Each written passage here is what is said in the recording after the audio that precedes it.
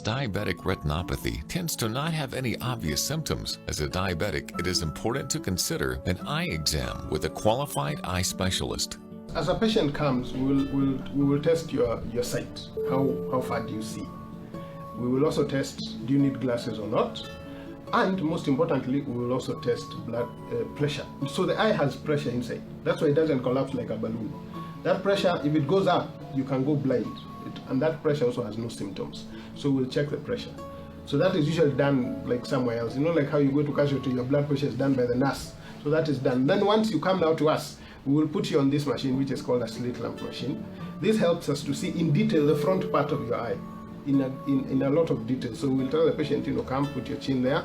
So assuming this is our patient, they'll put their chin there, they will look through this. So this is just a very sophisticated microscope, and I will look through this, and I'm able to see each eye, to great depth of detail. Move to one eye, look at the front, and so on and so forth. Do the other eye, the same, see all the details. Once I see that, then I need to see now the back of the eye. Now, I can either use this machine or we use this, which looks like a cockpit. And so we will put this in our head, on our heads. And basically what this does is that it sends light into the eye, then the light comes back, and that reflex I'm able to see your eye in great depth, in great detail, which also helps us to see the retina, look at the blood vessels, look at the nerves, be able to see exactly what is happening on the back of the eye. Treatment largely depends on the type of diabetic retinopathy you have and is geared to slowing or stopping the progression of the condition.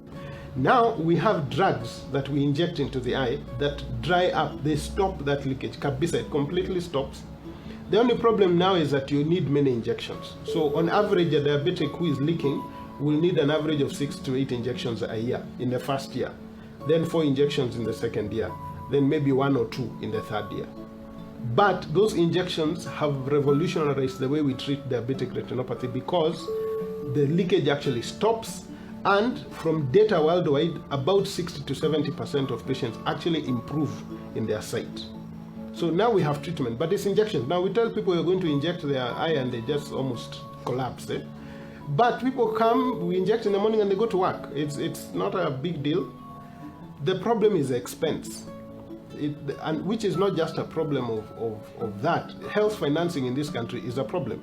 And I'm glad about NHIF because NHIF is really helping. And I want to tell diabetics, any diabetic who does not have NHIF is not wise. That's a very foolish decision.